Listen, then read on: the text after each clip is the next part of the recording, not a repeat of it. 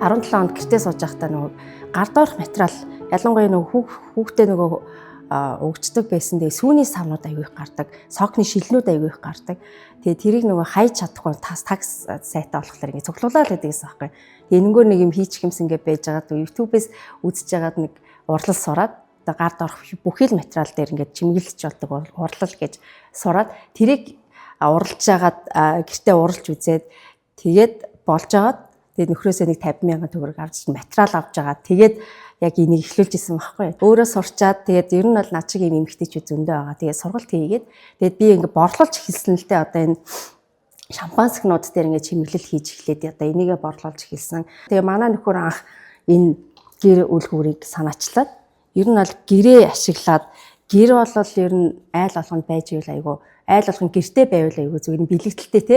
Тэгэнгүүтээ энэ гэрийг яагаад ингээ хэрэглээнд ингээ ашиглаж болохгүй гэж гээд тэгээд ер нь үлгүүр хий гэсэн санаа манай нөхрөөс гарсан. Тэгээд бид хоёр за ер нь хоёулаа ингээ модоор юм хийдэг брэнд үүсгээгээд тэгээд хоёулаа 2 сар судлаад тэгээд 2 сарын хугацаанд нөгөө нэрээ судалж байхдаа брэнд нэрээ өгөхгүй судалж байхдаа нөгөө Монголын нууц товчоон дээр юу гэж гардаг лээ. 13 дугаар зуунд онон мөрний хөвөнд Тоорл хаан алтан тэрэм барьж хорим найрыг гэдэг түүхээс сэтгүүлээд тэрэм гэд нэрлэсэн. Тэгээд тэрэм гэдэг нэрээ олоод тэгээд одоо яг модон бүтээгдэхүүнүүдээ ингэж дагнаж хийдэг болсон байгаа. Энээс хойш маш олон төрлийн бүтээгдэхүүн гарсан. Ковидын үеэр бас нөгөө хүүхдүүдтэй гэртээ аягүй их цагт хугацааг өнгөрүүлдэг байсан учраас хүүхдүүдтэй бас нөгөө юм эрүүл тоглоом бас оюун ухааныг хөгжүүлэх тоглоом хийгээд тэгээд хоёулаа яг дэлхийд даяараа ми хүүхд болгон гэр бүл болгон мэддэг тийм тоглоомыг Монгол одоо дүрслэлтэй тэгээд болгоод ингээд худалдаанд гаргаж эхэлсэн байгаа. Тэгээд одоо энэ манай нэг тоглоом байна. Энэ болохоор 5 хөшөө малын төлөөр хийдэг. Яг төлөөр хийсэн гэхлээр нөгөө хүүхдүүд ч одоо нөгөө төл мал байтгаа зүгээр малаа ингэж ялгаж нэрлэж чадхааргүй болчиход байна шүү дээ. Одоо хотын хүүхдүүд ялангуяа тий. Тэгээд сургалтын хэрэглэх түүж болох боломжтой. Тийм болохоор одоо энэ ой тогтоолт хөгжүүлдэг юм модон тоглоом тоглох зураа төл малаа ингэж нэрлээд ингэж сурчдаг. Тэр ишг нь нөгөө ишг нь хаа нөгөө хурган хаа ингэж ингэ ярилцаар байгаа. Тэгээд энийгээ буддаг болгоод ингээд даав ууттайгаар ингээд хийсэн байгаа.